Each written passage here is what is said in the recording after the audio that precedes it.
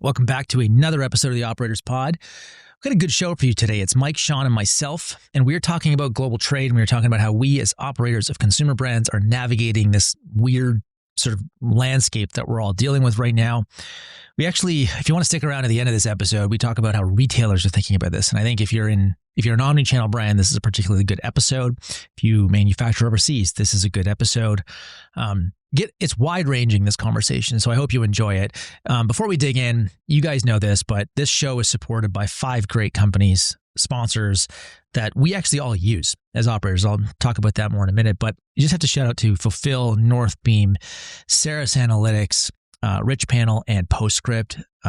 They're all great companies, and I think that's one of the unique things about our show is we only take sponsors that we actually as operators use and endorse and like, and we hope that that's a signal of trust from us to you. So thanks to the sponsors for making this happen. Let's get into the show. It's a good one.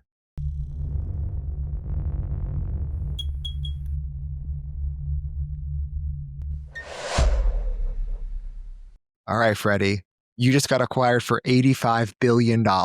And just like me, I think you're using Fulfill. So why did you guys pick Fulfill? What problems did you have in your business? And what did Fulfill help with? I think it's the cliches you hear on this podcast a lot, but the reality is the Fulfill guys are entrepreneurs and they've built a modern ERP that's been built over the last couple of years. So it's just much better.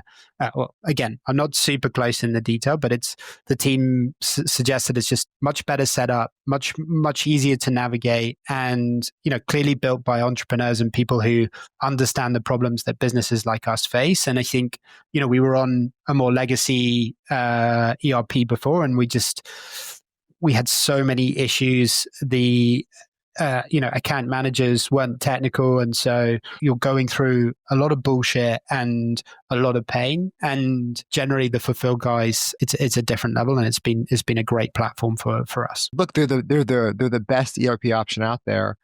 You came from a legacy player to Fulfill. How painful was that experience? The offboarding to the onboarding? I think the Fulfill onboarding was like half the time of the original one, and I think we were one of the first, non-US clients. So it's not perfect. There's some nuances versus how we do things in Europe versus the US. But the guys have a problem-solving mindset. They want to fix things. And as I said, they set things up to automate and make the team's lives easier and to really give us flexibility to control our operations. And being in, 8 different markets, 5 different warehouses, you rely a lot on having a good ERP, and the fact that no one is complaining and saying this is terrible is a sign that it's actually doing a pretty good job. Oh, totally, right? Like it's one of those things where if you don't hear about it, it's actually probably working. So yeah, and also you're such a global business. The fact it can work for you, it can work for you in the US, in the UK, and across all these markets, I think is a testament. Yeah, we had a problem with our last ERP system that it broke over Black Friday. They were like, volume is no problem. It's like, we're doing huge volume, but there was a glitch in the system which they didn't realize, and the way our orderers were like being run meant that the system just couldn't handle our orders, and so it broke over Black Friday, and we had to do major heart surgery on the operationals of the business. And I had 3 of the team working 24/7, manually processing orders just to keep the lights on. We had horrible backlogs, and the support was appalling. Really, they didn't understand the problem. They accused us of misuse of the systems, and it's a seriously scarring process. And as I said, I think the key with an ERP is you don't want to hear the team complaining about it, and you want it to be doing its job, which is processing your orders in an efficient, clear way, managing your inventory, and making sure everything can run smoothly. And the business has run, by and large, touch wood, over the last 9 months, a lot smoother than it was before. Man, that you just described the ERP nightmare. So I'm so sorry you had to go through that. I'm glad that wasn't Fulfill. My last question for you, you sold for $900 trillion.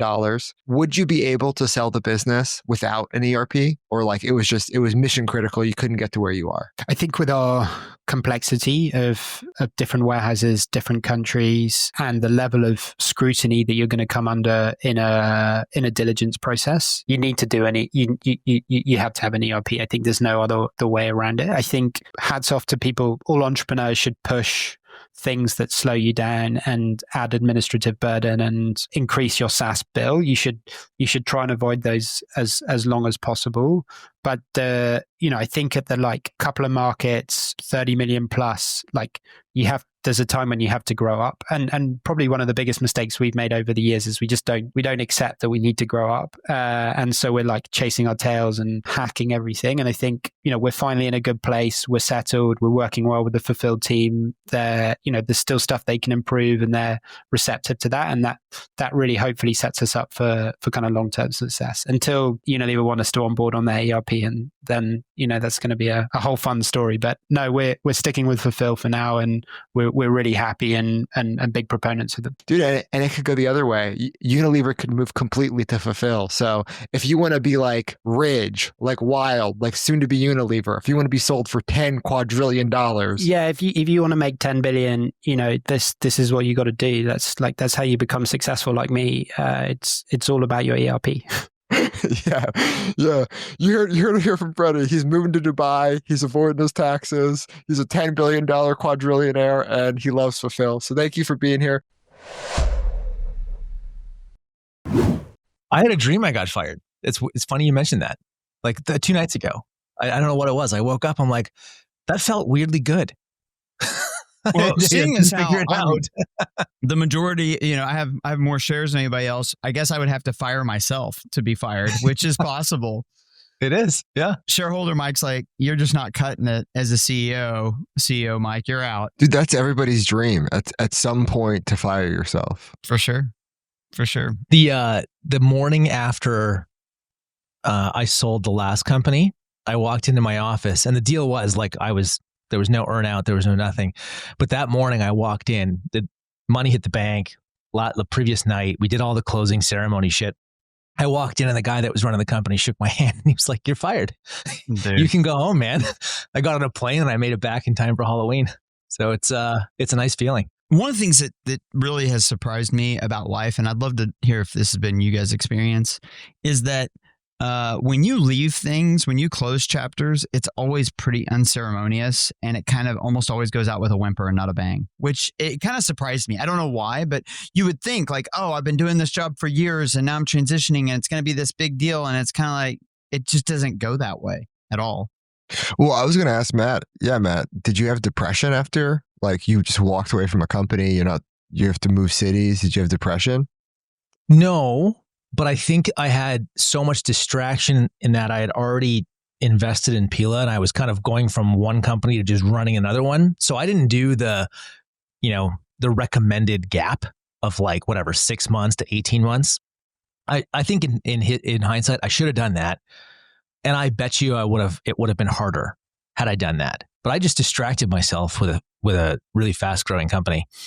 I don't know a single person that was in the CEO role that either went through an acquisition or a termination or just left that did not have some kind of a depressive episode in the year afterwards. It's almost impossible. And there's a lot of reasons for that. I think some of it is it's just you're so used to operating at a really high level and then you don't really have anything to do. Some of it's that you find a lot about your identity and your work. But it's interesting to me because it's been true even of very well-adjusted people that have good family lives. I mean, obviously, if you've sold out your family or something and then you have all this time, then you're aware of what you've done.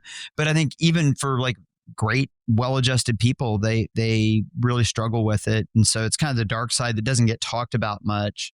And it's also one of my reasons why I'm not rushing towards an exit, because when you talk to people who have done exits, it's not oh, this is it. It's kind of just the opposite. They're kind of man, I wish I could go back. I wish I could still be operating. It's weird. I mean, Sean, I'll tell you that. I don't think, not depressed, but a lot of conflicting emotions, I would say, because you're so used to seeing the same people and talking to the same people and doing the same thing. And I built that company for a decade before selling it, completely bootstrapped. So there was a lot of me in that business.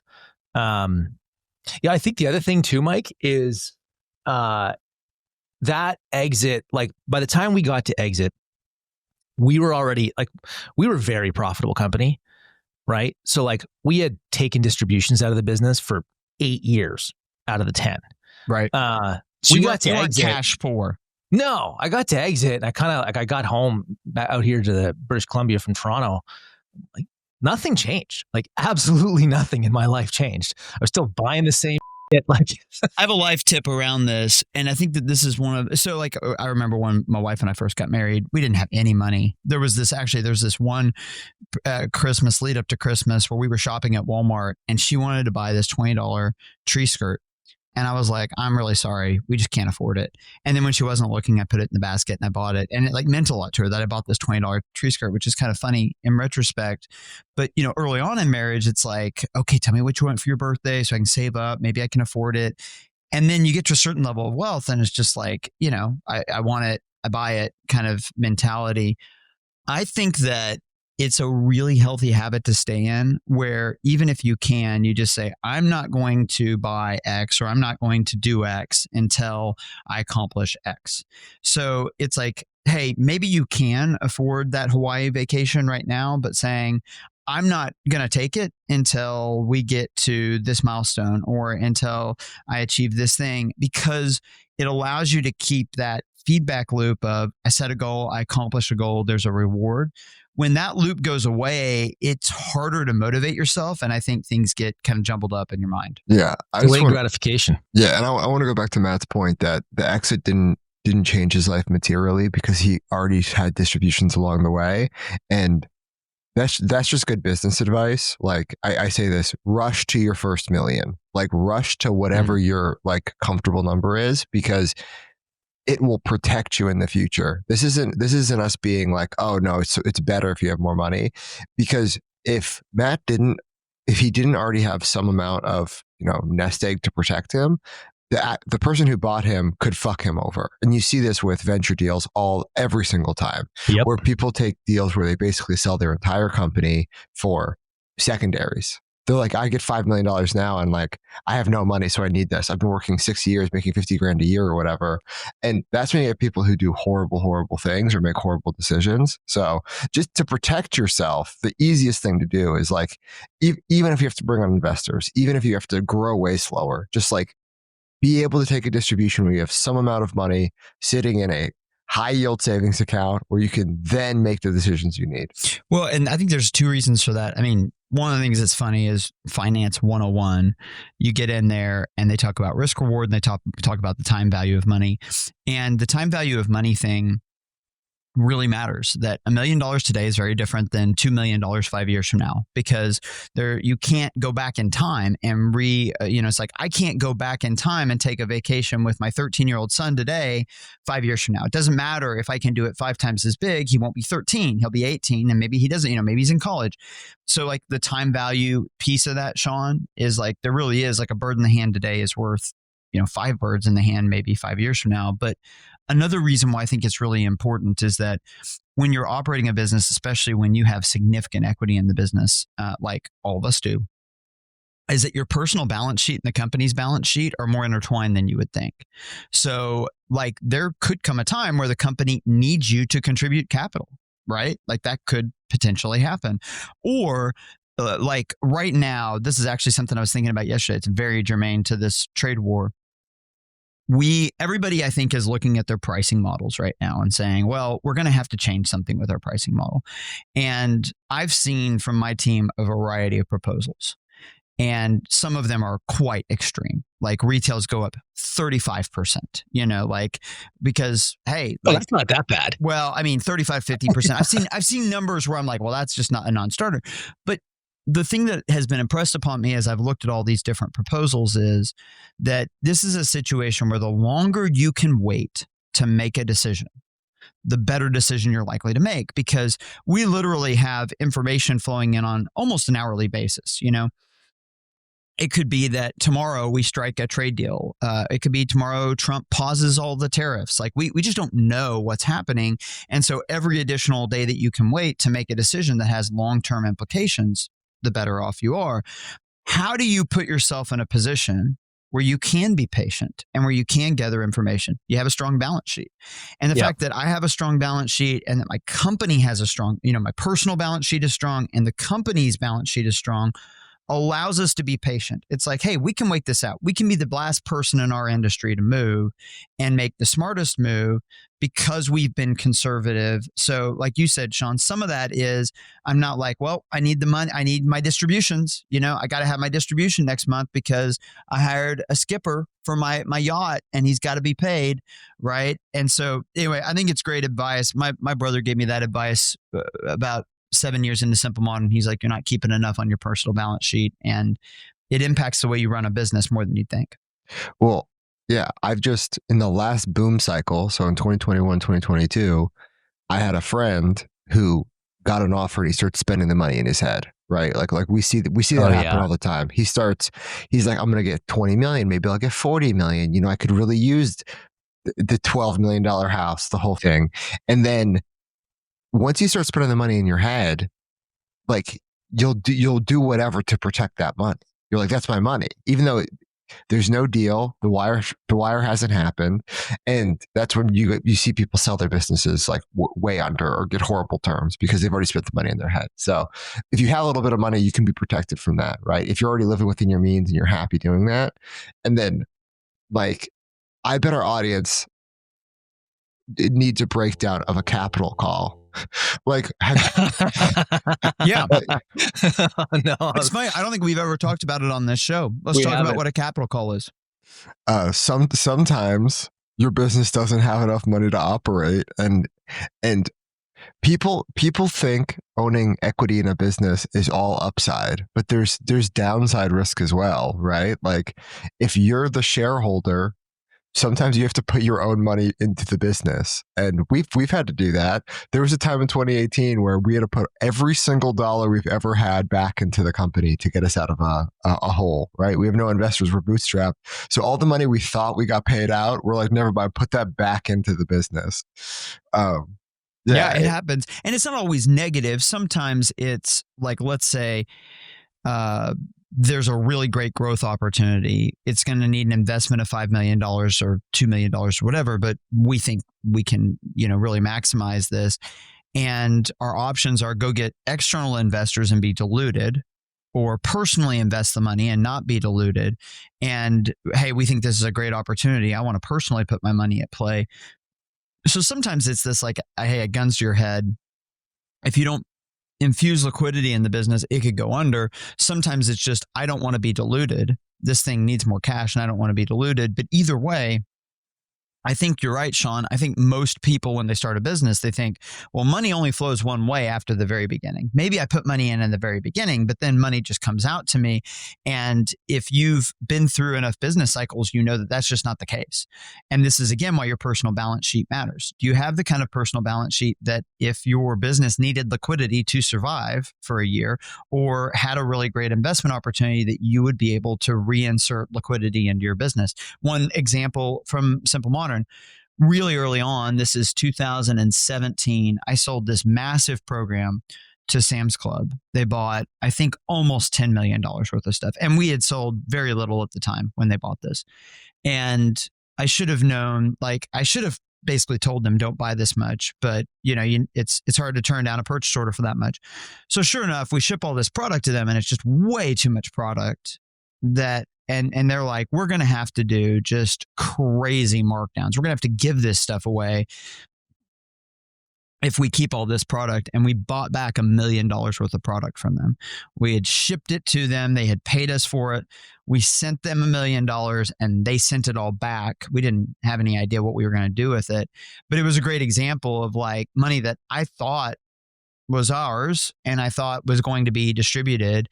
all of a sudden was needed to buy back this product. And maybe even we might have even done a capital call to get the money back in to buy that product. Anybody who's been around a long time has probably had to deal with a capital call. Like we had to do it from the Canada Post strike in 2019. A year after my first exit, I think I had to put like $400,000 into the business because Canada Post went on strike and we had whatever revenue we had from like December, like our Q4 revenue. I just started getting chargebacks like crazy because people's orders weren't shipping because we couldn't get anything out of the country. Cash back into the business. Most brands are leaving money on the table with SMS. Not Ridge. SMS is our number one revenue driver, and PostScript is the reason why. SMS is an email. If you treat it like email, you're doing it wrong. PostScript gets it. They help brands like ours turn SMS into high margin, high ROI machines. We stopped wasting sends, okay? We would just randomly blast text to people. That was a bad move.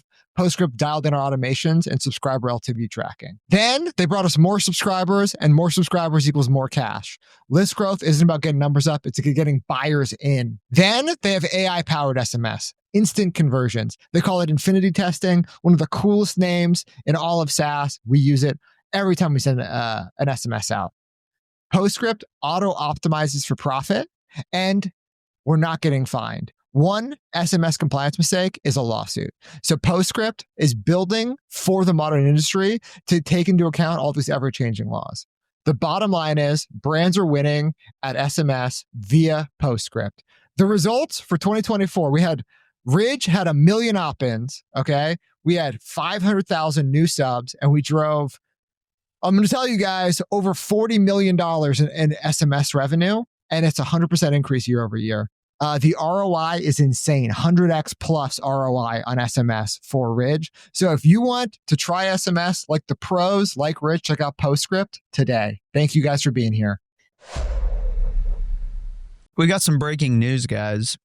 It looks like China came out and said they'll fight if they need it, but they don't want to fight. And then Besant said China tariffs are likely coming down to between 50 and 65%, which is still really high, but like that's definitely a de-escalation from like the total freeze situation that we're in right now. It's another good example of what I'm talking about. It's like literally information's flowing in on an hourly basis. You want to have the kind of balance sheet where when you get into extreme uncertainty, where you can wait and let all the information come in. Yeah. Oh, sorry. Before we get into tariff news, which I'm sure we could talk about ad nauseum, and then it'll be outdated as soon as we stop recording. I want to. So, Mike, you just described an RFP, or sorry, RTV, a return to vendor, right? So Sam's Club returned to vendor, I don't know, like a third or a fourth or whatever the fucking stuff they ordered from you. Yep. And you're like, that happened in 2017. Dude, that happened to me this year. So we had a massive Q4 sell into Best Buy. I sold them $10 million worth of stuff or whatever. And it went great. They sold a bunch of it. I'm up 300% in Best Buy. Everything's cruising. And then Best Buy in January was like, hey, we still have, I mean, it was probably $800,000 worth of stuff. They're like, we have to ship it all back to you at the end of our fiscal year, and then we'll buy it again. That's the games these public companies play. They're like, we need it off of our books, and then we'll have more dollars to purchase it again. So they shipped me like $800,000 worth of stuff, which means I had to give them a credit and chargebacks and everything. That's money that I also thought I had. And that wasn't 2017. That was like 3 months ago. So it happens to everybody all the time. So I want to make a point, Deshaun. This is great. You're bringing up how public companies, the way they think, the way they operate is not necessarily intuitive because they have to play the earnings game and they're accountable to shareholders and Wall Street. One of the things that's happened in the last month is we have seen that there's real opportunity in the chaos because the retailers' goals are a little bit different than our goals.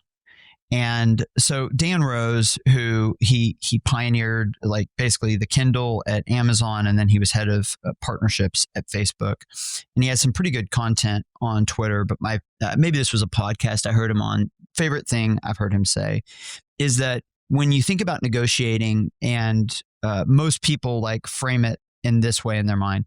Let's say that Sean and I are negotiating over a banana. And the negotiation is, okay, how much of the banana does Sean get? How much of the banana do I get? Does Sean get, do we go 50-50? Does Sean get 40? I get 60. And this is how most people think about it. But the really great negotiators instead ask the question of, what is it that Sean wants and what is it that Mike wants? And is there a way for both of them to get more? And it might turn out that Sean wants the peel and I want the fruit, and we can both get 100% of what we want. Now, that doesn't always happen, but a lot of times when you have different interests than the other person you're negotiating with, there's a way to kind of navigate, negotiate these win-win kind of situations. The retailers are a perfect example of that, because often the goals that they are trying to accomplish are not the exact same goals that you're trying to accomplish. And if you can understand what their goals are, then you can make trades. And this is something that we've seen a lot of in this environment, is that the retailer, like you were saying, Sean, they wanted to get lighter on inventory, for example, and that's a goal for them. And so it's like, the response is, okay, great. You want to get lighter on inventory. If you're going to RTV this, how can you help me out? What favor can you do for me since I'm taking this RTV? And we've had we had a situation with one of our very best partners where they were stuck in a lot of direct import orders that were going to have crazy tariffs. And it's like, hey, we will help you out here. How can you help us out? So just a reminder to everybody here, when you're negotiating, the mentally lazy model is just like, okay, this is a tug of war and I'm trying to get more of this than you're getting. But if you stop and say, okay, I'm going to actually spend some time really trying to understand what the other person wants to accomplish, and then I'm going to negotiate, a lot of times you can get a better deal. That's particularly wise when you're talking about partnerships that you want to be in long term. Absolutely. Not transactional, right? Sean was probably like, sure, no problem. Are you buying more the next fiscal year? Like Sean's not public. He doesn't care if he gets $800,000 in his stuff back in January and they buy more and 3 times as much in March. Like, doesn't matter, right? Because he wants to be in that relationship. Yeah. And it's not bidirectional. Like everything is 3D space. I guess that's what Mike's saying is, I'm like, yeah, like whatever, Best Buy, I'm happy to take this stuff back, but let's actually talk about doing, activations and build outs and pop-up stores and all this other type of stuff, because, it's 3D, three dimensions of movability inside of that. But I just thought it was so funny that, that is money that I had accounts receivable of like over $4 million, and they're like, never mind, it's 2.5. Yeah. Well, and what's funny is that they could very easily in 2 months be begging you for inventory because of what's going on in the supply chain. You can go ditch to ditch on this thing in a hurry. It's like, oh, they want it out of inventory in January, and then by June, they're like, send us whatever you can. We'll take all of it.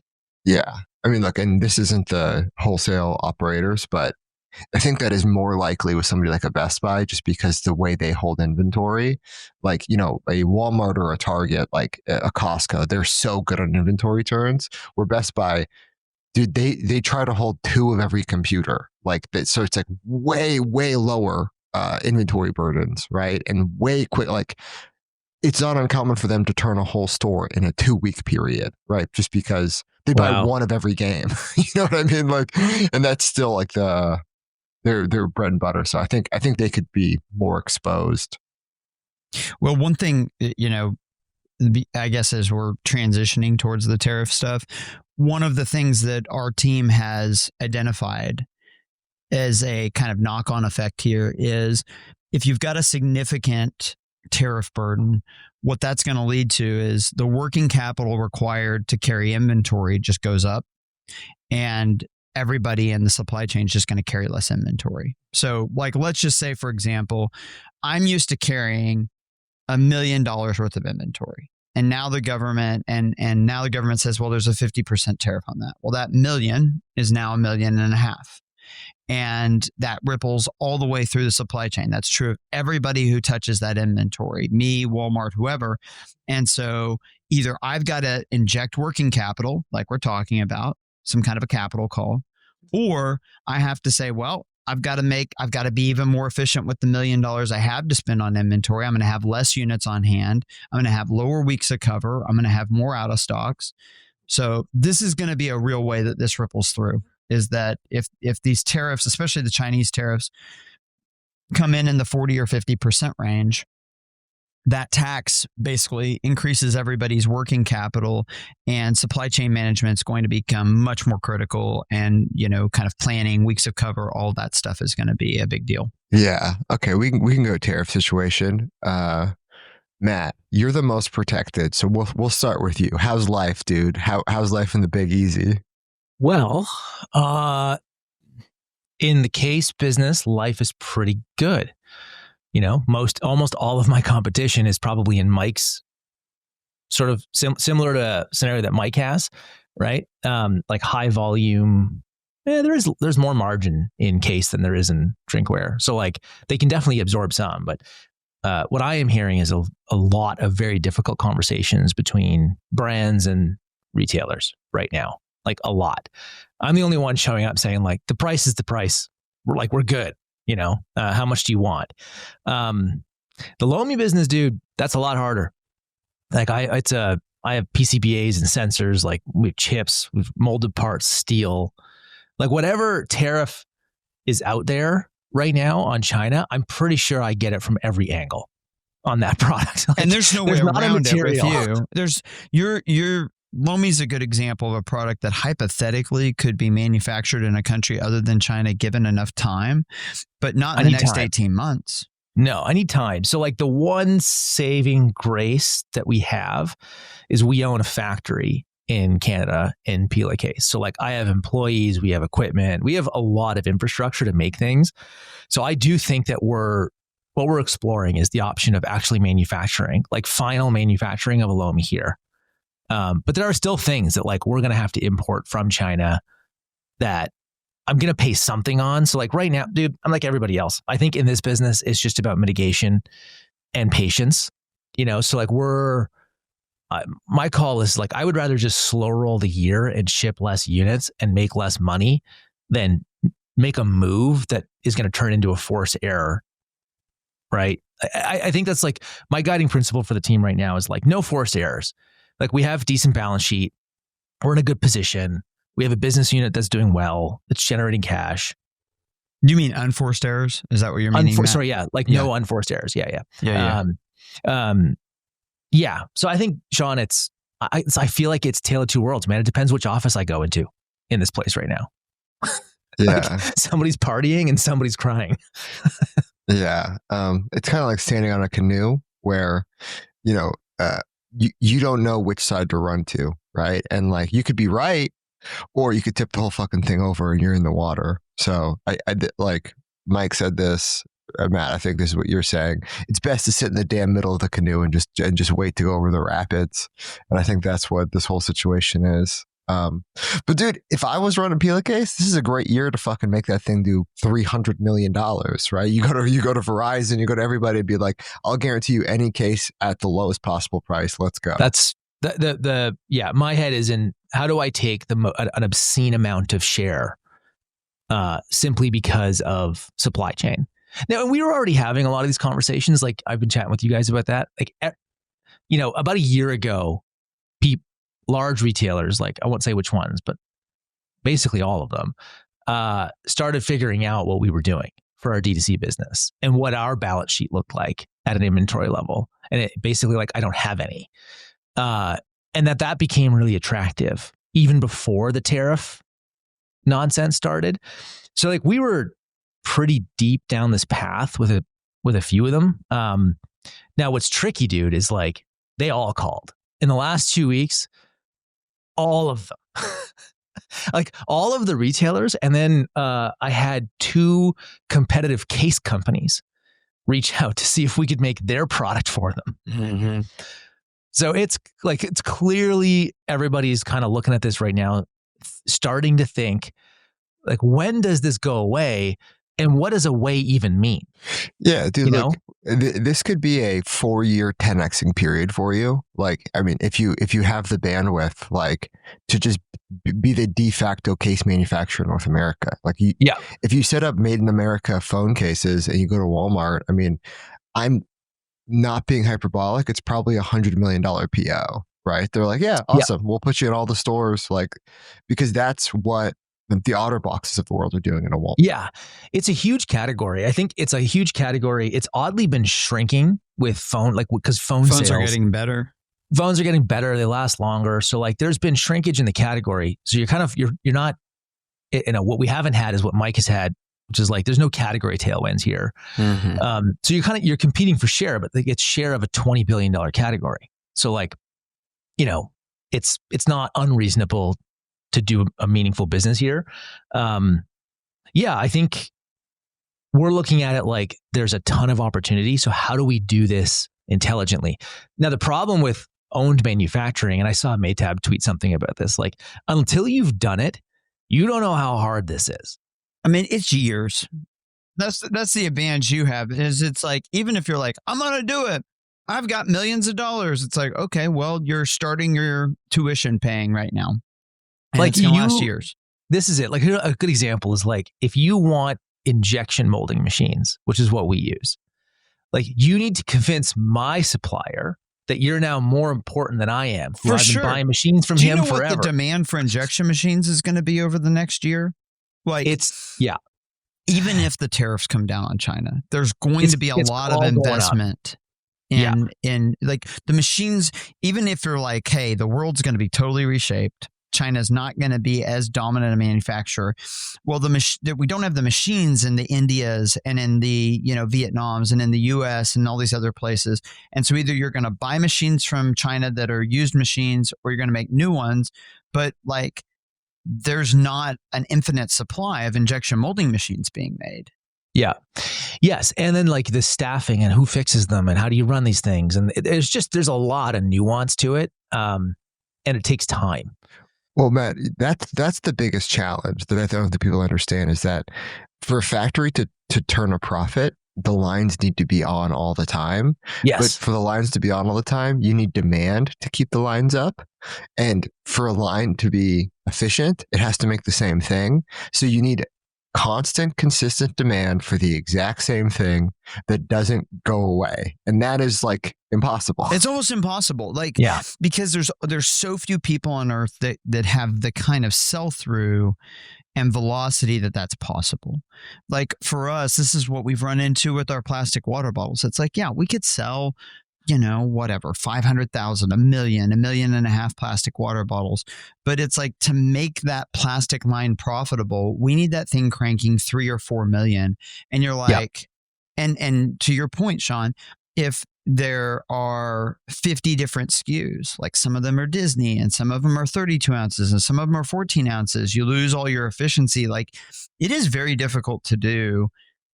Manufacturing's hard. Like you really have to have consistency of demand if you want to have any prayer of being profitable doing it. Yeah. It's, we've been doing this for 5 years, right? Started very small scale, and then just sort of like built it up over time. And I don't even think we're good at it. Like, I think that's the thing I've realized, like, I'm looking, like our demand has gone up significantly this year. We were already growing. Like we started growing, I think I mentioned this, like last June, we figured some shit out in the D2C business, got it back to a place where like it started to grow like mid double digits, 30 to 50% year over year, every month. And we just started running into capacity limits in the factory. So like, okay, now we have to add shifts. Now we have to add more presses. Then we have to add more printers. Oh my God, there's more moving parts. All of these things break all the damn time because you're running them all the damn time. It's like, imagine if your car never stopped driving. Shit would go wrong. So like, it's just a compounding set of problems that it's very, very difficult. I don't think people understand how hard it is to run one of these things. This is why manufacturers are typically specialized in manufacturing and they're not running the brand because 2 reasons. One is if you're like you're Sean saying, if I need to be running my lines 24/7, then I need consistency of demand. And it's very difficult unless your company's very big to have consistency of demand. It's like, I need 50 phone case people ordering from me so that I can know I'm always full. And then, you've got so many problems to work out. Like take one step in our process. Sean, I know you've played with this. Matt, I know you've played with this. We use these UV printers, which are great, but dialing in UV printers on any individual design, like there are some designs where it's like, we'll get it in the second print. And there's some designs where we'll screw with it for half a day to get the print to look the way that we want it to look.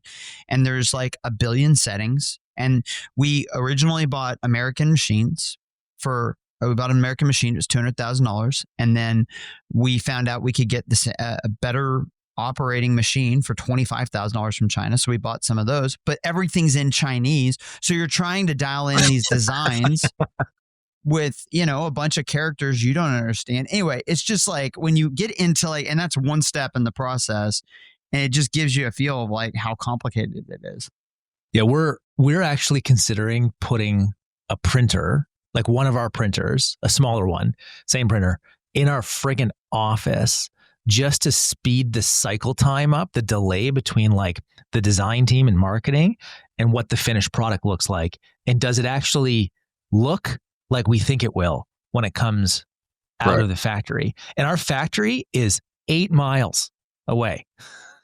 And we still might put it outside of the office, like right in the building, if we can get ventilation. Yeah, ventilation. I just had to fucking do that in Arizona. But Matt, you're so right about everything you're talking about. The other thing is the machine goes down. The orders keep coming in. That is why people go postal. You know what I mean? It's like you are printing these fucking things as fast as possible. You have a whole line set up and then one of the machines breaks. But Shopify orders keep flowing in and you're like, all right, so I'm on the clock now. I have like 24 hours max to fix this fucking machine. And you're like, you don't know what the part is. You have to go find what's wrong with it. It's a whole challenge. Oh God, man. Okay, so like on that, we had a printer go down. One printer. I don't own one printer. We have a lot of them. Okay, but we had one printer go down the other week. I think we're 6,000 orders backlogged. And like this happens all the time. Like there was I think a couple months ago, we had a banger month and I get my financials and I'm like, well, we're $500,000 short in revenue. Like, I know we sold more than this. And they're like, oh yeah, but that $500,000 pushed into next month because we had a machine issue and we didn't actually ship the product, which means you can't recognize the revenue. So all of a sudden it looks like you had a really shitty month, but in reality you didn't. Like it creates all kinds of problems. Yeah, well, that's why I hate accounting. Oh yeah, this is a finance account. I know it's my constant battle. But dude, like this is one of those things, like when you're a small factory, you don't have a lot of leverage with the machine and parts suppliers, right? For your equipment. Now that we're bigger, our printers and our injection molding machine suppliers, they keep spare parts in our buildings on their balance sheet because they know that the shit's going to break and they know that we're going to have to buy it. But I don't want that sitting on I don't want my cash being tied up in parts. Like they're going to have them anyway. So why don't you just keep them in the place that's going to consume them? So, dude, there's like 100 examples like this that you don't really figure out until you're knee deep in it. And this takes years. Like this is why it takes years. People just think it's like, just buy the equipment and start making things. Like, oh man, you have no idea what you're walking into. Like you're a Facebook ads marketer. Shut up. Yeah. Well, and there's been this discourse around like, hey, 7-figure brands, 8-figure brands, 9-figure brands. And like, obviously on this show, we talk a lot about our perspective as 9-figure brand, but this is a good illustration of why you get a higher EBITDA multiple the bigger your brand gets, because you have less risk. Like just being a 9-figure brand, we are going to be prioritized with our manufacturer. Like if our 100%. Manufacturer moves their production from China to Thailand and they only have the ability to make 500,000 bottles, who do you think's getting those? If the injection molding plant has 10 machines and 50 machines worth of demand, Pila gets them. And so like there is an advantage to size. That's not to say that like we shouldn't talk about the different stages, but this is one of the reasons why aspirationally getting bigger is helpful, is that you just in every negotiation, you have more power and you're less kind of subject to the whims of the market. Yeah. There's also this idea that, your goal as an operator is to try to keep your business as simple as possible for as long as possible. Right. But with size, like especially when you're talking manufacturing, there's an inherent moat that gets built just because of the complexity. Like one of my business partners, he's like, well, why wouldn't all the other case companies just set this up? I'm like, dude, like if you're OtterBox, like that's a good example. Be my guest. Yeah. Yeah. They need like 40 million phone cases a year. You're not just popping that up in Texas, homie. Like it's not that fast. Okay, I have some news to share and take a little break from the episode.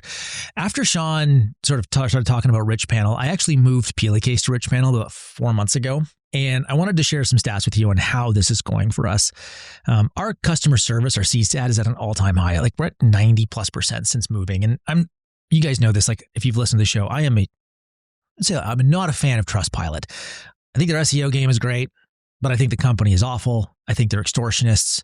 I hate their business practice. And I think Rich Panel has helped Pila actually increase our Trustpilot score without me having to pay the mafia, as I like to call them. So most people have to pay Trustpilot to do review programs just to boost their ratings. Like I said, it's extortion. And all we did was just use Rich Panel and better processes that Rich Panel enables to actually get that up.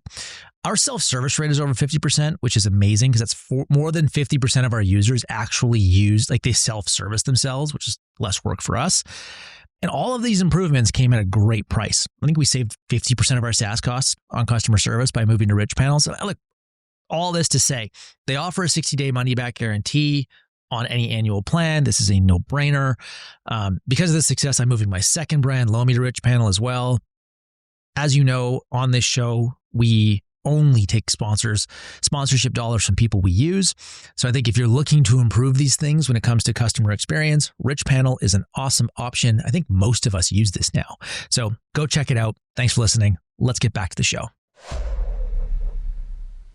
This is where material is so important. I wanted to bring this up. It's like Mike probably has the hardest supply chain out of all of us because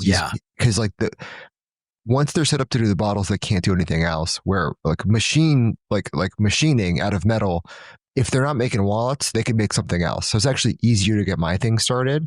And Matt, this is where your material is so important because if you're trying to make a leather phone cases in America, it still requires a hand stitch, basically. Yes. So that's actually really hard and really expensive. Like every fucking case needs to be pulled off and then finished around the side, right? Where I think you can actually injection and stamp it. So this is where you've made the right decision on materials to actually make this shit. And that is so nuanced. Nobody listening to this fucking cares at all what we're talking about. But anyway, I just placed an order for 100,000 finished inner plates to be made in America, right? And I can do that with a guy who goes from he'll make fucking pens and then he'll make car parts and he'll make whatever else because he just has 50 fucking machines. So he's like, yeah, I'll just push you in on a Tuesday and I'll make all these fucking things for you. But like, that's just because it's metal and there's machining involved. Yeah. Materials, but even to take it a step further, Sean, like to your point, a lot of times smaller brands will have trouble getting an American manufacturer to prioritize their order because if the manufacturer is like, well, I can go make, whatever, 50,000 of this part for Ridge, or I can do your 500 order. What do you think I'm going to do? I'll get to your 500 when I get to it, if I take it. And that's the problem. I mean, I've talked to quite a few brand owners where it's like, hey, what do I do? Because I'm just like, they'll take my order, but then they'll take 90 days or they'll take 120 days because if a bigger order comes in, I automatically get bumped to the back of the queue. And I don't know what the answer is. Like you said, Matt, you want to say, hey, well, take agency, buy the equipment, figure it out. But a lot of the times it's just not economic. Like if you're not making a certain nominal number of something, you can never make the numbers make sense no matter how efficient, how creative you are to be able to manufacture your own stuff. I can't even tell you how hard it is to know your own capacity when you have a factory. Like we have our Tuesdays is like a standing weekly, like my team meeting, right? It's 2 hours. It's like, how's the business doing? What are we working on? Like we have a set agenda. We go through it every week. And yesterday we were just talking about our expansion into the US. So like opening up, like we've been working on this for a while. It's like, we need to open up facility in the US to actually press and print and do everything there. And we got on the topic of our factory here and I'm like, well, what's our capacity? And nobody actually knows. Like, not really. It kind of changes a lot, right? Especially as we've been growing. So we've got all this demand coming in from retail saying, hey, like this is how many cases we need in a month. And the volumes are obscene because 70% of our TAM happens in store, not online. And I'm looking at my head of ops and I'm like, well, what's our capacity? She's like, I got to go run numbers, man. Like, I don't know. Like if we add a third shift and people work this much longer, like it's variable. It's not just like, this is the size of the cup. This is how much water fits in the cup. Right? So like it's just complicated, I guess, is the short answer. Yeah, Matt. Sorry, we've talked about moving your thing to Arizona. Yeah. I've looked at buying a manufacturing company in Bellingham, Washington. That's like way closer to you. It's way more expensive per square foot. But have you looked at Spokane would be great. Have you looked at that? We are. Yeah, I think we're working on a deal right now. I'll tell you about it offline because I don't want it recorded. That I think is really smart for us. Like it would be really unique in our category, but I don't want to give it away. So all right, cool. I'll shoot you a message. I'll tell you what we're up to because I think actually I think what we're gonna do is pretty slick. Yeah, we've looked at Arizona, Washington, Indiana, Texas, Florida, and I think Tennessee. Like, this is a crazy thing. I don't know if you guys know this, but like America is the second largest manufacturing country in the world. Yeah. Like it's China, then it's America. So like there is a ton. I tweeted one thing out. I'm like, who here manufactures in the US? And like, I just got bombarded with people who make stuff in America. Now, there's a big spectrum there. And I think, Mike, what you're hitting on is important, which is like most American manufacturers make very valuable, very complicated things. So like if it's a machine shop, or like let's say they've got CNC machines and they can work with steel, they're not making water bottles. Right. Like it's not making drinkware. You could make an argument, and I think that this is in like as we're talking, the Wall Street Journal published an article, and the thing that's never made any sense about this trade war is like, listen, guys, I'm all for making things, but I don't think the key to national security is that the insulated water bottles of tomorrow are made here. Like, I may make them here, but like we're not going to rise or fall as an empire based on whether or not the insulated bottles are made here. Now, are we going to rise or fall based on whether or not we can make our own chips? Yes. Are we going to rise and fall potentially based on whether or not we can make our own antibiotics? Yes. And I have not understood two things that will never make sense to me. If you want to start a trade war with China, start a trade war with China. Don't start it with the entire world. Second, why are we not focusing on the categories that really matter? Like, we need to have a sniper rifle approach here of like, here are the 7 or 8 things where we need to make here because, number one, they are really high value. They're really important to national security. They're complicated. And then we need to invest government resources just like China and other countries do. We need to give subsidies and different things to get them off the ground. And I don't understand why that's not the strategy. Maybe eventually we get to that strategy in this meandering, insane way that we've approached it. But like you said, if Vietnam wants to make the keychains for the world, then it's like, let them. That's great. Good for Vietnam, but like, I don't know that manufacturing keychains in America is ever going to be a lucrative or profitable business. I think the only argument I've heard on this is that you want the base of manufacturing for all this stuff because it's also like you can turn it into bullets if you had to. Like that capacity is like in conflict. You want all of the abilities domestic that is going to make for weaponry. I don't even know if that's true. I've just heard it. Well, I think it's a thousand flowers blooming. It's like everything we're talking about. We're fucking Facebook. I'm not going to speak for Mike, but I'm going to speak for Matt here. We're Facebook ads, guys. Like that's like, look, I'm straight up stupid. Like I'm trying to solve problems and I'm on the internet being like, hey, I don't know how to fucking do this. I'm stupid. And then people yell at you being like, I can't believe this fucking guy doesn't know how to make wallets. I'm like, motherfucker, I know I'm stupid. Okay. I know how to sell ads. That's what I do for a living. I'm like, you don't have to tell me. I'm living the life. So the point I'm trying to make is that we are going to fuck around and put money into this thing. And then there's going to be a guy who gets to have a full-time job trying to figure out how to make the wallets better. And then he's going to be like, oh, I'm actually going to go make fucking swords or something. And he's going to buy his own machine and he's going to fuck around with it. And it's a 20-year problem, right? And like, there's no strategy there. But like the knock-on effects of that is if they convince 10,000 of us idiots to try to build factories in North America, right? Like Matt did and what Mike did and what I'm trying to fucking do, then we'll have 20,000 employees who will go start their own fucking thing. And in a generation, maybe we'll make stuff better here.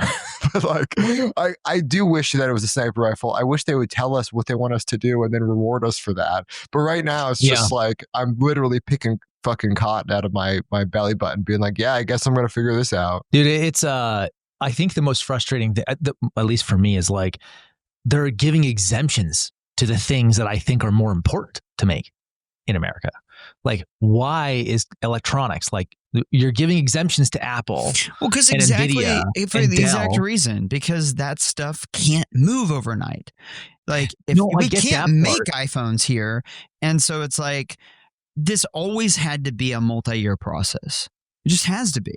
Right. Well, actually, I just think it's like you're giving exemptions to things they can't move overnight, and do it for all the things nothing can move overnight. It turns out, it's just like you're saying, they're making exemptions on the essentials. Like, I think what's happening is, the reality is you cannot decouple from China overnight. You cannot be liberated from China dependence overnight. That's insane. And they're rolling out these exemptions because they're trying not to take us into a depression while still keeping some negotiating leverage, which I don't think they have, because you just can't decouple overnight. And so, like, anyway, to your point, Matt, it's like, it's infuriating when you're a small business owner to be like, wait, so because Apple can get a meeting with Trump, they can get an exemption, but I'm at 145 or 175 or something. That feels like kleptocracy. But I think that the reality is, it's all, I don't even know if it's kleptocracy as much as it's just rooted in the fact that this administration went down a path that was unwinnable and, unsustainable. And they're gradually having to walk it back. I mean, yesterday, Trump's like, we're ready to talk to China. We're going to be very nice, and it's like, okay, come on. Like, this is just, you're flip-flopping all over the place. But it's because if we really, if we're in day, 20 since Liberation Day, I can just tell you guys, it's an absolute disaster in the supply chain. And if this thing went for 60 days, we very well would go into a depression. Like, they have to walk it back. They know they have to walk it back. And so I'm trying to, like, not react as much. Like, my emotions, my blood pressure, everything's come down, because I've just realized, like, I'm kind of catastrophizing this and making this worst case scenario, but this is going to have to be walked back in large part, just because otherwise the consequences are too painful. I guess I have two questions for you guys, because you're the Americans in the room. One, do you think the damage is done? And then two, how does America actually navigate this when it's like, China doesn't have a democracy. They don't vote every 2 years or 4 years. Like, they can just sit there. Like, they're a 5,000-year-old freaking country. Like, the American cycle is 2 years. So, like, where is the logic in this? Like, I look at even how my family operates, right? Like, we're a family business. We've been in business 50 years. Like, they make decisions for generations. They don't give a shit that there's, like, I asked my cousin, I'm like, dude, how are you guys thinking about the Trump tariffs? He's like, we don't care. I'm like, I've come to view that differently. I originally thought that way, Matt. Like, well, you can just tell the people, like the eat bitterness thing, like, hey, I don't think that actually works, partially because if you are kind of like, well, Americans are crazy and arrogant bullies, which, I can see how you could think that. It's like, what's to say we don't elect JD Vance in 4 years? And then you got maybe 8 more years. Like, are you ready to go 12 years? Like, in a depression? They are. And well, I think what's more likely is that it's like, even if China is patient, I think what's a lot more likely is it's like, okay, you guys want to decouple? Well, we're going to go take Taiwan right now. Like, I really don't think this idea that China is just like, yeah, we're going to let you just kick us in the face for 4 years and wait you out, actually would be the way it would go. I think they would just kind of make other plans. And I don't think the world wants it to go that way. Like, I don't think the world wants China the damage already done. I think, like, the damage that's been done is that Trump is killing the idea of American exceptionalism. That somehow we really do have a different moral compass, because if you're a student of human history, there's been one truism, and that is the person that has power uses it to get more power, sex, and more money. basically. And that's like, you could just predict that with every ruler ever. And the United States has had some, I think, shining examples. To me, I think post-World War II is probably the best, where we just didn't operate the way that you would guess we would have operated based on all of human history up to that point. Post-World War II, basically everybody else is decimated. We have a huge manufacturing base built up, and we have atomic weapons. If you go back, any other empire, they just take over the entire world. They tell everybody, you pay taxes to us. We're in control of everything. It's not what the United States did. We rebuilt Japan. We rebuilt Europe with the Marshall Plan. Trump is, to me, just a representation of the base form of leadership that we've seen throughout history, which is like, if I'm in charge and I feel like I have leverage, I'm just going to be a bully. I'm going to throw my weight around. And I think that that's how America is probably perceived right now, is being a huge bully. And I don't blame people, and I don't love it. Like, I'm not super eager to travel internationally because I think the way that our government's behaved in the last 2 months probably well earns the title of bully. And the thing that's so frustrating to me is that there are many, many things that the administration is right about. Like, there are things that need to change, and there are things about China that need to be corralled. And then they went about doing all of this in a way where they make China look sympathetic relative to the United States with the way that we've conducted ourselves. And I just hate it as an American. And so I think in that respect, yes, I think the damage is done. Yeah, I guess what I'm seeing, at least, is like, so I obviously have a lot of I think I have more American friends than I have Canadian friends. That might actually be sad. I live here. I still have more American friends than I do Canadian. But I will say, like, I think that up here, I can't speak for the rest of the world, most people hold nothing against Americans, the individual, but like, there is absolutely a like distaste for the administration and then like the brand America, right? Like, you come into a grocery store here. I think I sent you guys this note. Like, I'm going to take some photos for you guys so you can see what our Walmarts and Targets and grocery stores look like. Buy local. They're labeling shelves Canadian and not Canadian and American. And the shit that's got an American flag is not selling. Yeah. Right? Imagine this. You're trying to understand impacts of tariffs in your supply chain. Your customer data is scattered across 10 tools. Your ops team is drowning in manual reports, and you're making big decisions based on gut feelings or incomplete information. No real insights. That sound familiar? That's the reality for most brands. That's the problem Ceres Analytics fixes. By consolidating your entire tech stack into one powerful platform, you can finally connect the dots across the entire system, and you can see the full picture. Look, this is not about selling you a shiny tool. Ceres isn't just another tab in your browser. They give you a single source of truth that actually makes sense. Imagine waking up to a dashboard that shows not just ROAS, but how that ROAS impacts your inventory turnover, profit margins, or shows you exactly where your profits are leaking, whether it's tariffs, inefficient ops, or customer churn. Ceres does 3 things that most of us are failing at.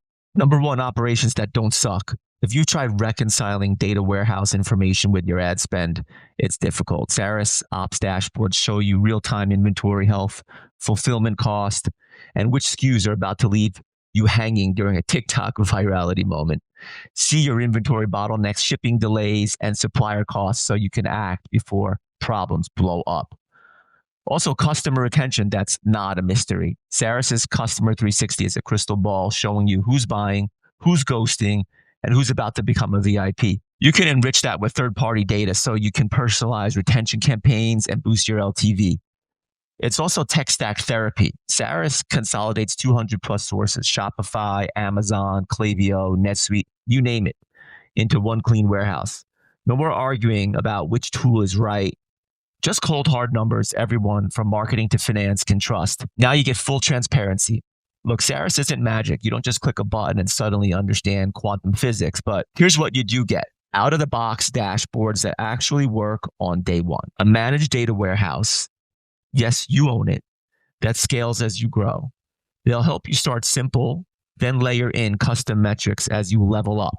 It's a partnership, not just another rigid tool. Stop playing dashboard whack-a-mole and go to sarasanalytics.com and use code 9operators1OFF to get first month free.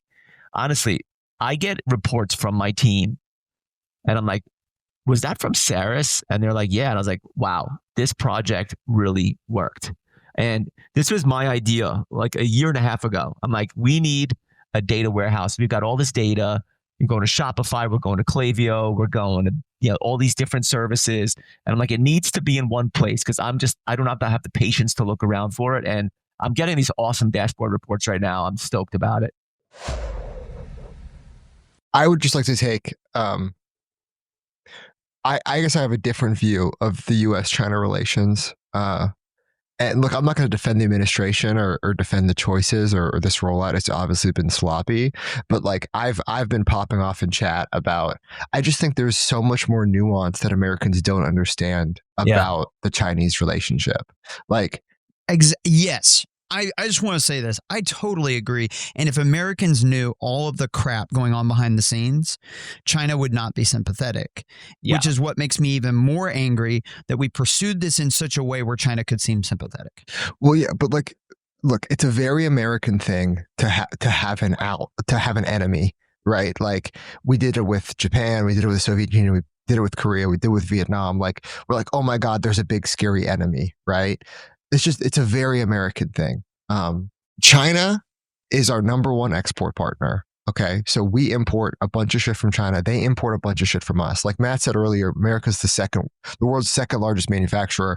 Dude, and I bring this up, like we ship them $20 billion a year in soybeans. And there's a whole black market. You know, there's a black market for AI chips where like an NVIDIA sending them to Singapore. That black market exists for US soybeans. Like we ship them to Vietnam, we ship them to Japan, and they get relabeled and they get shipped to China. Like there is so much trade between those two countries. And we always talk about this resilience of a 5,000-year-old Chinese empire. And look, I have so much respect for China. I've been there. Everyone's super nice. They wear American hats and flags and shit. This isn't Iran. Like they don't burn American flags. They think we're cool. I think they're cool. So I would love a very tight relationship with China. That 5,000-year thing, that is just straight up propaganda. Like your grandparents saw a starving China, okay? Like, your grandparents saw a collapsed China. Like, the Cultural Revolution started a whole new chapter. Like, you can't be like, oh, we claim everything before. It's like they have a very different kind of flag in the ground moment where their history is wild. Yeah, and so then really. They had an awesome leader. His name was Deng something. I can't fucking pronounce it, but he brought them into this new modern capitalism. So it's really like, the 80s, 90s. Well, he was locked up in the Cultural Revolution. So anyway, he comes out of it. And so that China, we talk about this like, oh, eat bitterness, this resilience. Dude, I think that is 3 or 4 generations ago. Like, I don't think modern Chinese, they have a youth unemployment rate of 20%. Young people don't want to work there, right? Like they have all of the problems of a Western society. So look, it's not us, going against this unflinching enemy. There's a lot of societal issues in China, not demographic, not, the problems of communism, just like the problems of they're basically becoming westernized and they don't want to fucking work at the factory jobs anymore. They've got a developing economy that's developed. And like Sean, like you're saying, it turns out that if you're like, if I can click on my keyboard or I can go move widgets around for 10 hours, I'd rather click around on my keyboard, and that's true of you no matter where you grow up, like, so the idea that China, I mean, like you said, China apparently has their own millennial thing. And they have their own Gen X thing, and they're different a little bit because of the events that shaped their country. But there are some definite overlaps from things that you've seen with America, and they have the same stereotypes, the same like kids these days don't want to work the same hours, don't want to, like, are they entitled or whatever that we think are unique to American culture. They're not. Yeah, and like it's a little bit further back, but like, try to find people in your life who remember World War II, like not the Great Depression, but World War II. Right. There's very few of them. Okay. Yep. Like you'll go to an old folks home. That is like asking people to remember the Cultural Revolution in China. It's a little more recent. So like there's going to be more of them around, but like we have 2-3 generations of kids growing up who their lives have only gotten better. Technology's only gotten better. Life's only got more convenient. And I just don't know if they really have this resilience. And to say, I think we have more in common as Americans with China than Europe nowadays. I think I would agree with that. Yeah. They fucking love making money and they love working hard. Dude, I love hanging out with Chinese people. I think I would agree with that. The average American here, and it goes so much further. They have the same idea of comedy as we do. Like, if you spend time with China, they think it's so funny when people get hit in the nuts. It's like we have the same cultures, bro. Like, and way more than Europeans. Europeans, like, and we're like, oh no, the rest of the world's looking down on America. Bro, I'm 30. That's been my entire fucking life. Okay. I have people. I mean, a very close friend of mine went to go serve and he died. Okay. And both of my brother-in-laws are Marines. Americans have spilled blood all across the world and they could still fucking burn our flags. They still talk about how we're stupid and how like we're uncultured and we're the world police and they're mad at us. But then as soon as there's a fucking thing in Ukraine, they're like, why isn't America doing more? So I understand why Trump is still incredibly popular. He is more popular than any Democrat and any other Republican. He's like, oh, on the world stage, he's hurting America. I think this is what the average American citizen wants. And I think we actually get way better trade relations with China because I think we will go to a bipolar world and they're our closest ally. So look, this is super contrarian. I could be super wrong. It sounds like I'm fucking defending communism. I could just see in 10 years or even in 10 months, we're in a tighter relationship with China and not the rest of the world. So anyway, what do you guys think? Well, I mean, the numbers bear out what you're saying, Sean, that the GDP growth in Europe has been terrible for 20 years. It's been 1.4% per year over the last 20 years. So this isn't like, oh, they had a couple bad years. COVID was rough.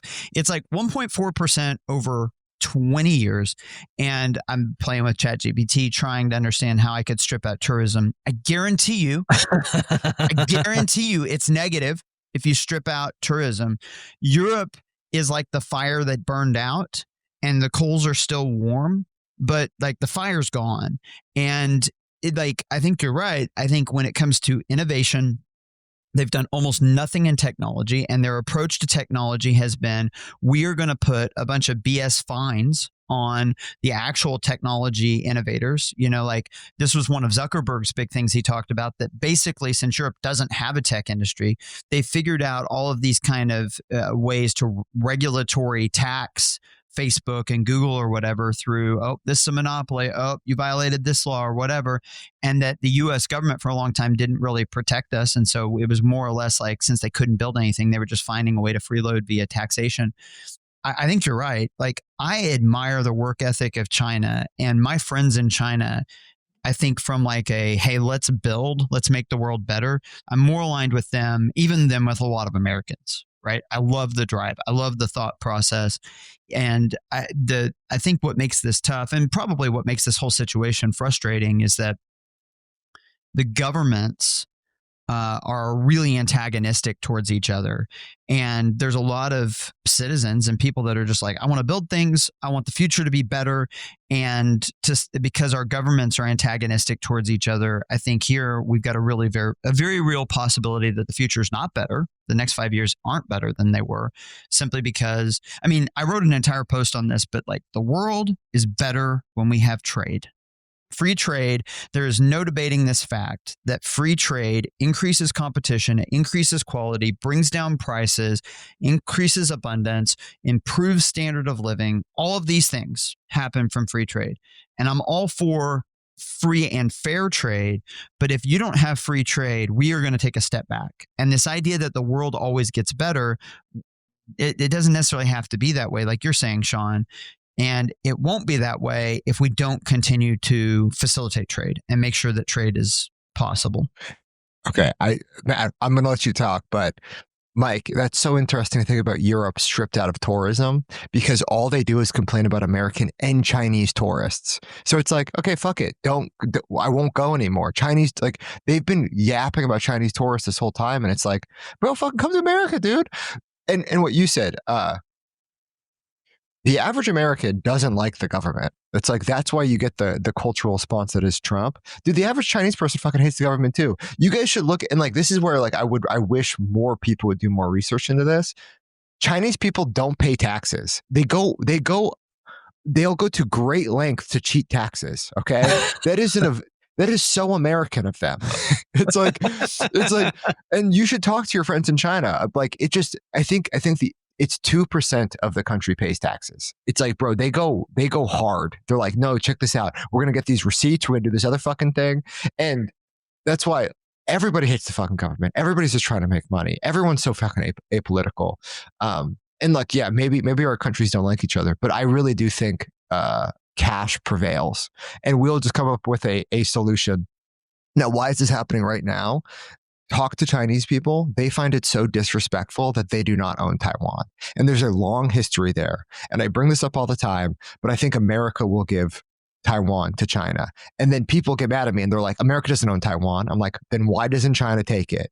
Okay, that is the proof that we do fucking own it. And I do think there is a unification deal in Trump's term, his second term. He will allow them to unify. Anyway. Well, and one of the things on this that every country, their job, if you're the government of China, if you're the government of the United States, is to look out for its citizens. That's who you represent, right? And that's not to say like, destroy everybody else, but it's like you're accountable to your citizenship and you're looking for the best deal. And I think in that very specific way of viewing it, Trump's fine. If Trump wants to negotiate hard for the best deal for Americans, like, well, that's who elected him. And so that makes tons of sense. But different countries have different standards of ethics, different ways of viewing the world. The Chinese way of viewing the world is very different. There's actually this great little book of pictures called East vs. West. And all it is pictures, but it shows like the Chinese mindset side by side with the American mindset with an illustration. And it's super fascinating because it's like 50 ways that we just think about the world differently. But if you think about this, that like, okay, governments are incentivized to help their people and not necessarily other people, and that they have different ethical standards, different ways of viewing the world, then if you're going to have good trade, you have to get some agreed upon rules and then you have to enforce them. And here's part of the problem with China that America has is that America has not done a good job of enforcing rules in a way where they couldn't be gamed. Like, listen, part of the reason why e-commerce has such a problem with China and Chinese sellers is because of the way Amazon has chosen to run their marketplace. And because we had this insane 3-2-1 thing and this insane thing with our postal system where non-resident importer. Yes. Like, I mean, like that. Even like the idea of non-resident importer doesn't even make sense to have that status. And so, like, obviously I'm a person that's like, I have a high ethical standard, but there is a piece of this where it's like, if you ain't cheating, you ain't trying. Like, to some extent, it's our responsibility to have laws that prevent people that might have a different ethical view of the world from, taking advantage of the system. And if we're not smart enough to create laws and enforce laws that prevent people from gaming it, then it's like, well, look in the mirror. We've had some insane loopholes. And the fact that China took advantage of those loopholes, it's like, well, does that tell us more about China and human nature, or does it tell us more about ourselves and where we need to look first? I think that was going to be where I wanted to go, was just how do you guys think about this? Like, I'm a free market person. I think trade is great. I think global trade is amazing for all the reasons you said. But it's hard to argue that like we don't have a lot of abuse with the current system. So like, is that actually just the fault of the US for not enforcing it? So define abuse. Is abuse mean I'm breaking the rules? And because I think that this is the question. There's abuse where it's like, hey, you're doing that thing and we all agree that that's like a bad qualitative thing, but there's actually no rules against it. That's a bucket. Okay. I see what you're saying. And then there's this other bucket, which it's like, hey, you're breaking the rules, but then we're looking the other way. And so like, and I think both of those have happened, kind of in the e-commerce space, especially. And we need to clean both of them up. You've got to have better rules. You've got to have, and then you have to actually enforce the rules, or like, what do you expect? I guess it's the idea of fairness, right? We've talked about Section 321 before. We haven't really talked about the non-resident importer thing on this show, but like those two things, and some American companies took advantage of them. That's fine. but like the non-resident importer thing, the fact that there's just like no liability at all, like you just spin them up, shut them down, whatever, that just, it's, and it might not be abuse because it's completely legal, but you do have to ask about like fairness. Like, so is this actually a free market? Right. And are American companies actually competitive with Chinese companies in our world, in the world of consumer goods? And who's failed there? If you have a non-resident importer status where people come in, break the rules, and you can't really have any legal recourse against them. What I think is often being done in our country is we're like, bad Chinese people. Look at them. Right. Look at them. They're they're bad. They're unethical. And it's like, well, hey, why do you have a non-resident importer status? Like, is that a thing that even should exist? Because and I think you've got to point the finger to yourself at least a little bit. So I'm on a thread where the White House has asked for some suggestions about like policy wise, what would we put in place? And one of mine was like, you just end the non-resident importer. Like it just is not clear to me why our market needs that. Like, if you want to do business in America, you need to create an American entity that has American liability and pays American taxes. And I don't understand why it should be possible for somebody to sell in our country that doesn't have the same legal and taxation responsibility. And I guess it's all about what you're optimizing for. But like, we obviously need to make some intelligent changes on our end to have our market function the way that we want it to function. Look, and that's, I mean, just by the definition, anti-free trade. So like I'm not defending non-resident importer, but try to import something into Japan, try to do business in Japan. You can't. You need a Japanese citizen to basically sign your paperwork. And it creates jobs for Japanese people who just are import experts. But well, it's a spectrum. It's like being a libertarian. When you're in the insane, like government shouldn't do anything. It's like, yeah, let's see what that looks like if government basically lets everybody do whatever they want. It would be absolute anarchy. Nobody wants to live there. And then there's this other extreme of totalitarianism. You're somewhere on the spectrum. I think it's the same thing with free trade. When we say free trade, it's not binary. It's not like you either have free trade or you don't. It's a spectrum. And you can't live at this extreme edge where it's like everybody does whatever they want, whenever they want, with no ramifications.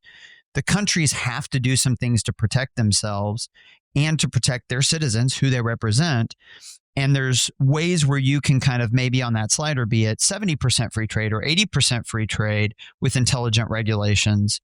And that's hopefully the outcome we're moving towards. Right. So yeah, it's a fair trade policy, right? Like, yes. But it's very hard to be like, I'm pro free trade and then also like, who closes stuff. And I just want to point out that's the biggest problem with e-commerce brands trying to form alliances in this whole thing, trade groups, because you'll talk to two different brands and they'll have drastically different things they want. They want different things. Yeah. We have somebody who's like, we need Section 321. And I'm like, why? He's like, well, maybe it's Section 321, but only for American companies. I'm like, what the? I'm like, we start splitting hairs here, right? Yeah. And like you said, John, I mean, in this case, I know who it is and he's a great guy, but it's like he wants Section 321 because he needs Section 321 to be a thing for his business. Right.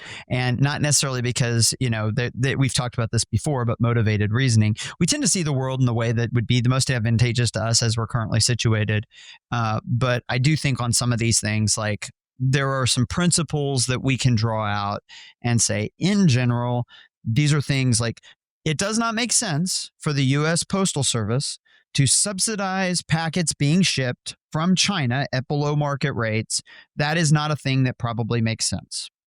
Decent policy that I think everybody except for, Temu can agree on.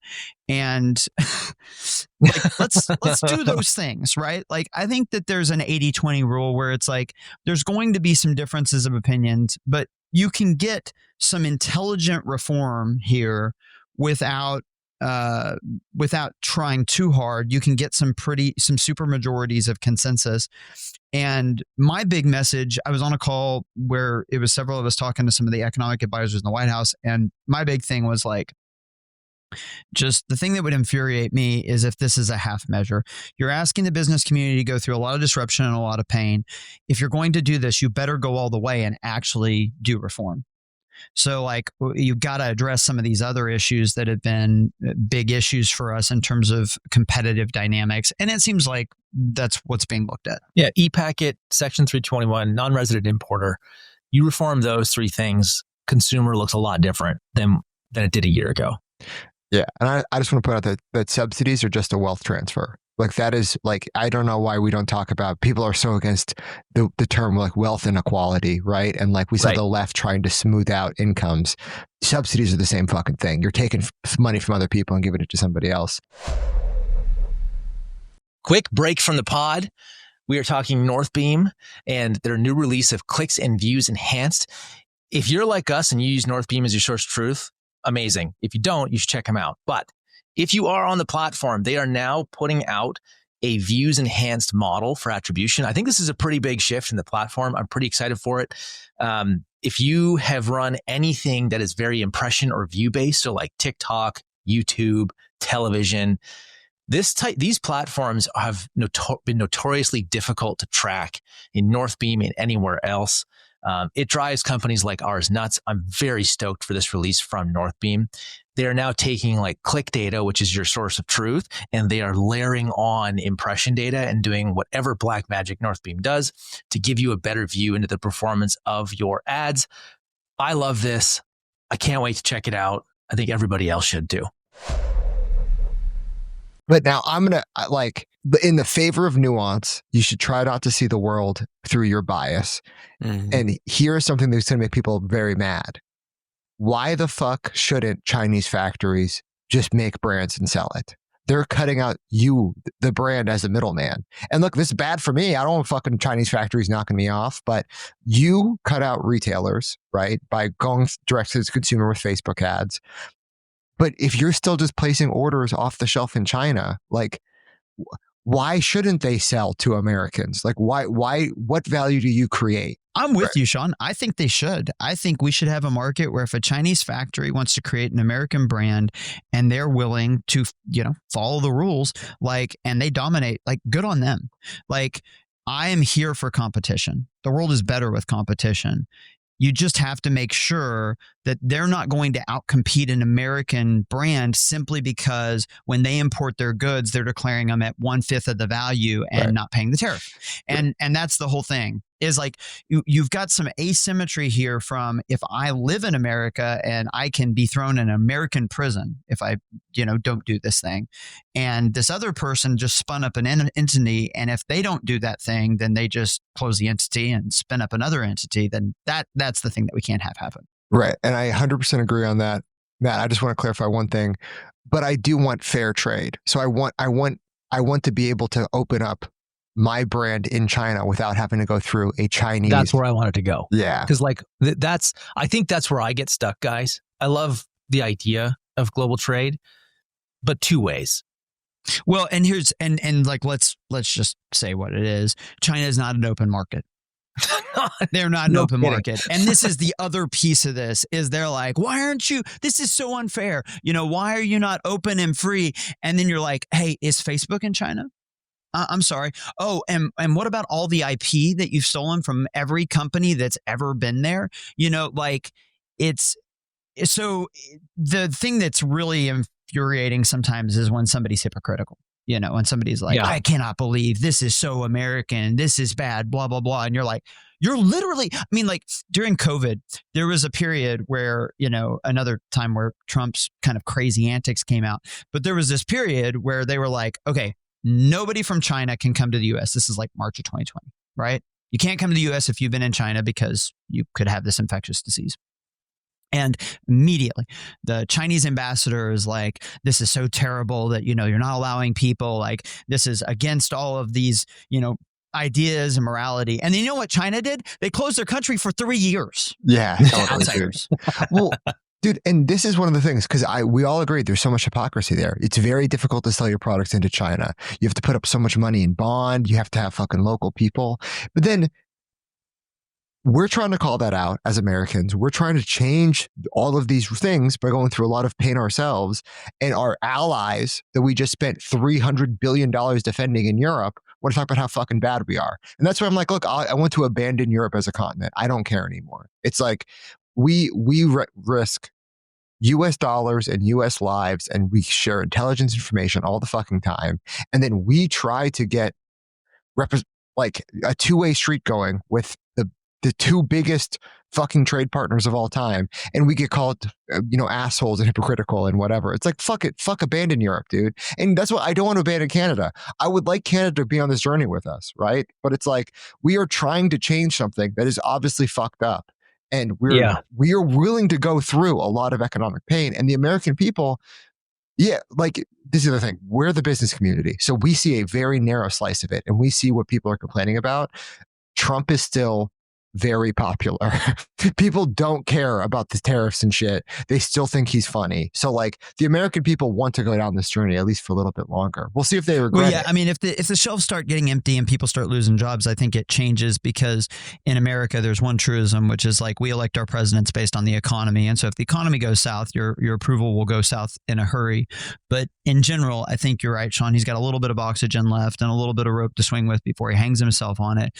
But the one thing that's actually interesting, because I know I always in this group, I'm like, I don't know, like the standard bearer for high character, high morality. Like it really matters. Like, whatever. I'm not saying you guys are. I'm just saying like, this is like a thing for me. I get it. I understand my brand and how I come across, and hopefully that's a representation of who I am. But I'm going to say something that is probably surprising. That is, fairness is a moral idea.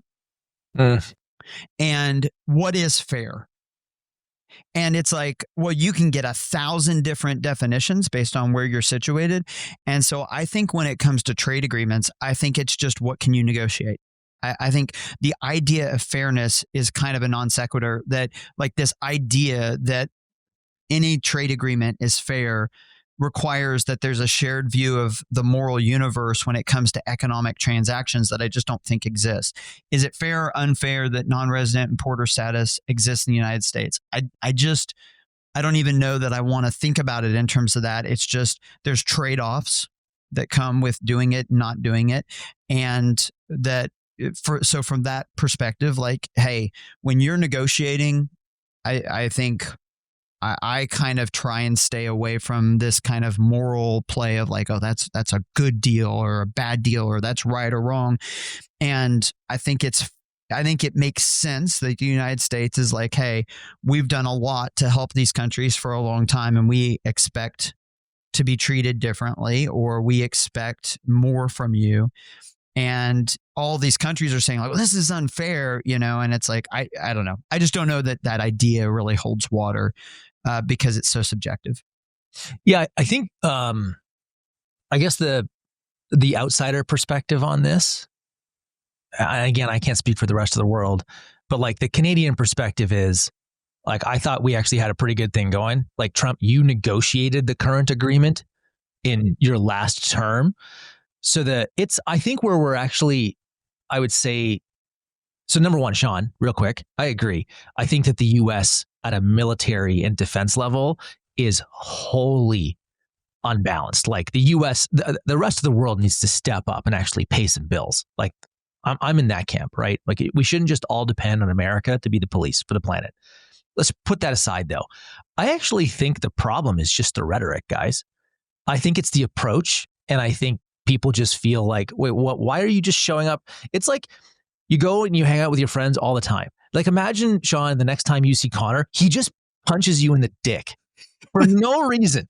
You're just like, Connor. I mean, some of the quotes from this episode are just, I mean, we've had 2 crotch punches in totally separate context referenced at this point. Yeah. Like all I would think, like, I think from outsider perspective is like, wait, I thought we were friends. Like we all like each other. Like most Canadians have played, like we go to the States all the time. On Liberation Day, Trump literally said, we've been raped and pillaged by these countries. It's like, what in the world? And as outsiders, we're like, I didn't realize we were doing that. I'm so, I as a Canadian, I'm like, oh geez, I'm so sorry. I didn't realize I was pillaging, Yeah, look. So I think it's the rhetoric. That's I don't think it's anything else. I actually just think that's what it comes down to. And I think Europe as a brand is clearly, it's just very different. from America, right? And how they communicate and how they culturally just very, very different. Yeah. And I guess, look, it is very stupid to be like, yeah, we're getting screwed over by Canada for the last deal I negotiated. This is the dumbest fucking thing on earth. But like, I really think all of it is just like, and it's so dangerous to be like, no, actually it's a genius strategy. And let me tell you why. Because obviously it's been super fucking stupid. I think the most obvious thing is, and I think I texted this, the guy just realized he could move the market $3 trillion a day just by tweeting. And he's just going to do that as much as he possibly can.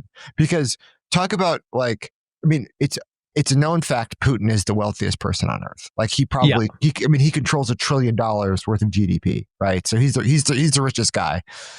Trump's like, shit, I want a piece of that. He's like, I'm going to short the market, then I'm going to tweet. I know, dude.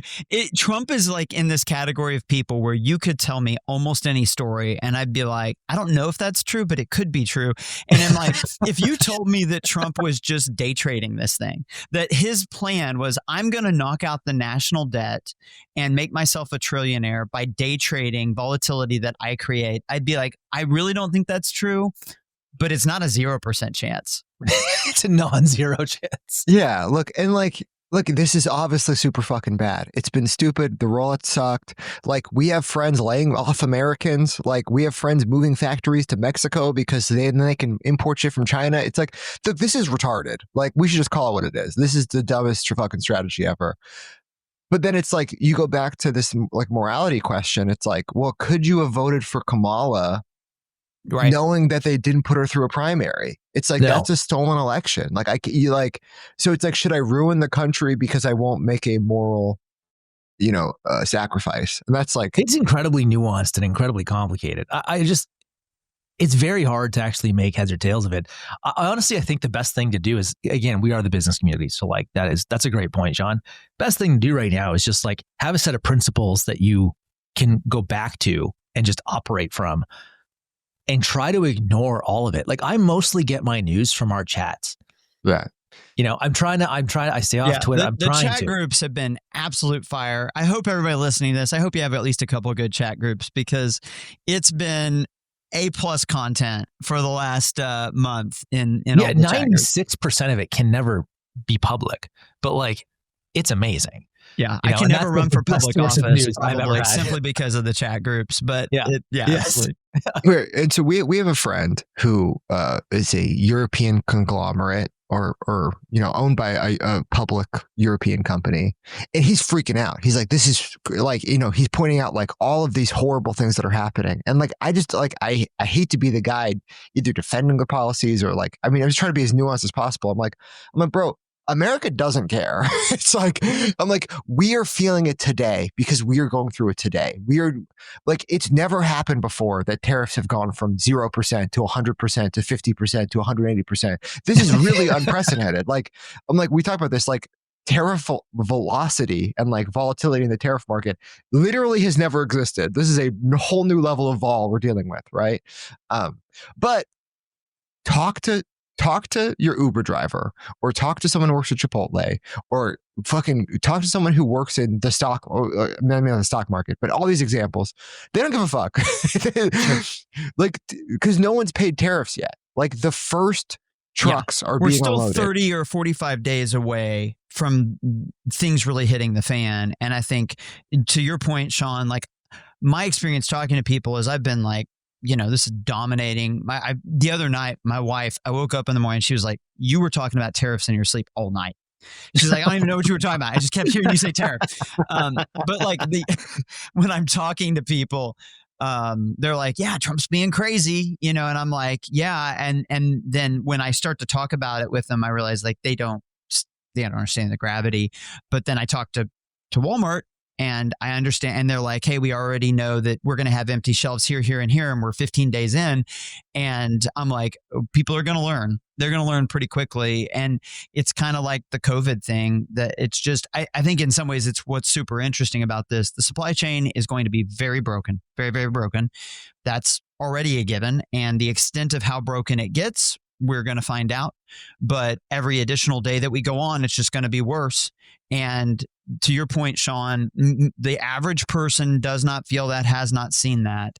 But if we do get to the empty shelf era here in 20, 30, 40 days and prices going up 15% and people losing their jobs, sentiment's going to turn in a hurry. It's not just going to be the people day trading. It's going to be, Main Street that's got pitchforks. Can I ask you guys, I got one question, and I want to know if you've thought about this, but when it comes to retailers, Walmart's, Target's, Costco's, all those guys, do you think we're entering a world where they now it's to some degree, they now buy products from companies with geographic risk in mind? Yeah, I know for a fact that the really forward-thinking ones, like I know the person in charge of sourcing for Starbucks, and this was a huge directive for him before Trump got elected. But I think, yes, absolutely. I think if you think about the dimensions that you are kind of optimizing across, one dimension is margin. And historically, American companies have been like, we're going to optimize across margin. I think a couple of other dimensions that are going to start to really matter are kind of working capital terms, kind of dimensions, and then where is it produced?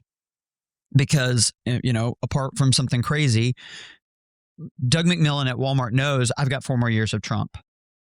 And regardless of how I feel about his policies, I know that he wants to see more things made in America and he wants to see more. And so I would guess that the Walmarts and the Targets of the world are going to say, okay, we got to make more things here. There are also some things that will definitely reduce in nature, like direct import is something that the retailers have leaned heavily on. Yep. And even if you live in a world of 50% tariffs, direct import's just dead. And so I don't think people understand that nuance of the supply chain. When I was talking to the White House, this was one thing that I mentioned that they were not prepared for, in my view, is that they did not understand that 70% of the hard goods that you see in a Costco or in a Walmart, these are direct import orders. And those direct import orders are absolutely 100% cannot happen in any world under these tariffs. And so those all got paused, all got canceled. And now there's just holes everywhere that these retailers are going to be scrambling to try and figure out how to plug. And not only that, but then they're going to say, well, we can't use direct import anymore. One of the ways that's going to flow down to brands, we have already seen the fact that we have domestic warehousing, domestic fulfillment capabilities is producing huge opportunities for us. Mm. You made this point earlier, Sean, but a lot of brands, I don't know what they're bringing to the table. It's like I run meta ads and I, work with China to design my product. But if you're not doing some of the things in the supply chain that add value, you probably will get cooked in the months and years ahead. So for us, just the simple fact, I'll give another example. On our shelf in Target, we were told that we are basically the only brand that's domestically fulfilling its product. Everything else is direct import. Wow. And so I think you're going as a brand, you're going to need to be able to run a supply chain domestically, because this kind of, hey, I'm going to outsource that to the retailers piece is not going to work anymore. Yeah. And look, we only have a couple minutes, but I think it's so important to understand, they moved to a just-in-time inventory model with direct imports, right? That was one of their main motivations, is they can reduce how much inventory they hold on hand. Yeah. And I shared publicly with you guys that my COGS value of inventory I have on hand right now is $25 million or something. It's I told you guys in January, I'm oh shit, I have way too much inventory. I told myself, you were actually claiming it from an incompetence perspective. Right. Yeah. I'm I'm fucking retarded. I got way too much fucking inventory on hand. I'm guys, stop ordering stuff. We got to figure this out. But now I have a year's worth of inventory on hand. So I don't have to order anything. I don't have to deal with these tariffs because I have so much inventory on hand. I could be way strategic with it. But imagine if you had the opposite problem. If you're Walmart and you have literally 2 weeks of inventory on hand, you don't have warehouses in America anymore. Everything is direct import. One reason why Section 321 might be extended is because Walmart got rid of all their American warehouses because they moved to direct import. And all e-commerce orders, they're oh, TM and Shein are using Section 321. We'll just do that. So they direct import to Mexico and they ship it to American citizens. That's all Walmart.com orders, basically. So now they're in this position. They're the largest private employer in America. They have a market cap of $500 billion and they don't have any warehouses and they don't have any inventory. Yeah. Well, and they have a lot of warehouse, but just like, do they have enough warehousing for the volume that they do? Their warehouses are like cross-docking facilities. And this is kind of my larger point, is that the supply chain is built and optimized for the way that business has been done. And it's almost for sure that way of doing business isn't going to work anymore. So you've got two things combining. You've got this disruption period where nothing's moving.